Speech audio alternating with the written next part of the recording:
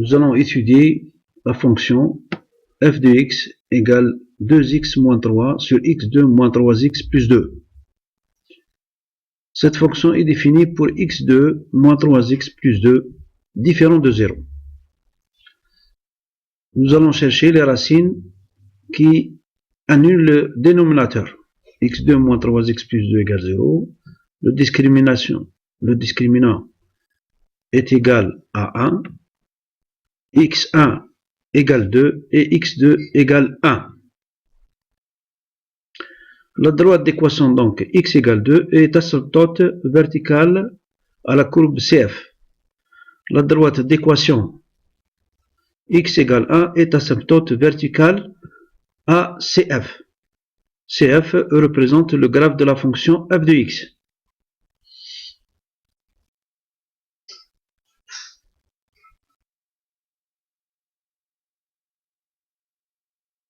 Donc f de x est défini sur l'ensemble des réels sauf pour les valeurs x égale 2 et x égale 1.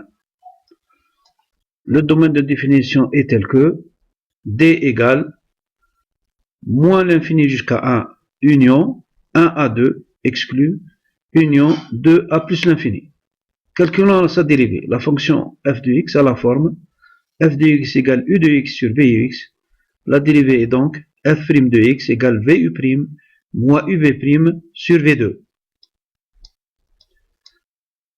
Si on prend u de x égale 2x moins 3 et v de x égale x2 moins 3x plus 2, les dérivées correspondantes, c'est u' de x égale 2 et v de x égale 2x moins 3. Après remplacement et développement, nous aboutissons à la dérivée f' de x égale moins 2x2 plus 6x moins 5 sur x2 moins 3x plus 2, tout ça au carré.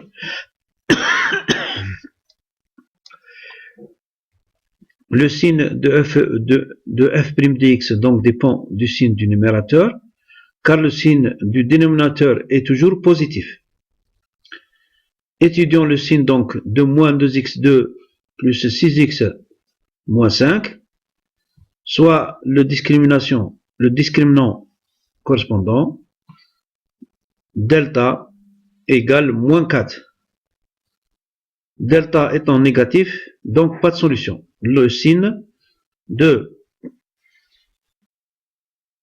l'expression moins 2x2 plus 6x moins 5 est équivalent au signe de a qui est égal à moins 2. Donc, la dérivée de la fonction f' de x est négative dans le domaine de définition. Tableau de variation. Le x variant de moins l'infini jusqu'à 1, de 1 jusqu'à 2 et de 2 jusqu'à plus l'infini. 1 et 2 étant les valeurs qui rendent la fonction indéterminée.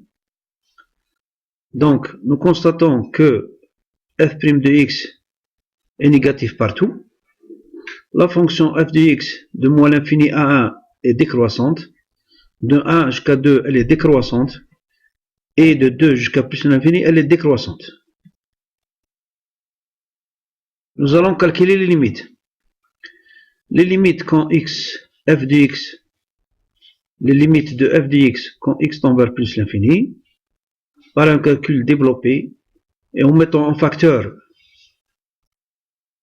dans le numérateur et dans le dénominateur le facteur x, 2x moins 3 sur x2 moins 3x plus 2 est égal à x entre parenthèses 2 moins 3 sur x, et au dénominateur x2 en facteur multiplié par 1 moins 3x sur x2 plus 2 sur x2.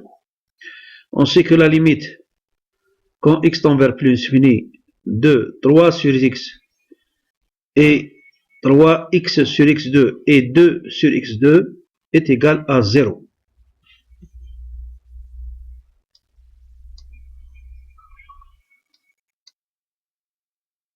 Donc, nous pouvons dire que y égale 0 et est l'équation d'une droite asymptote au graphe CF.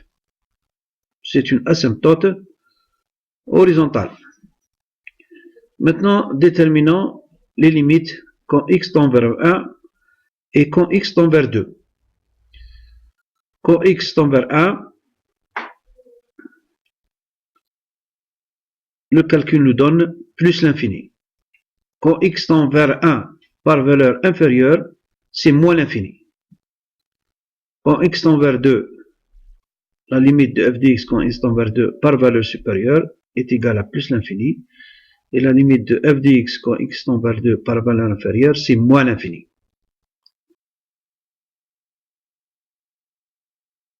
Le tracé du graphe, comme vous pouvez le voir, avant le tracé du graphe, on préfère donc mentionner les points particuliers. Pour la valeur x égale 0, f de 0 égale moins 3,5. Et pour x égale 3, f de 3 égale 3,5. La fonction s'annule, f de x égale 0 quand 2x moins 3 est nul, donc on traîne x égale 3,5.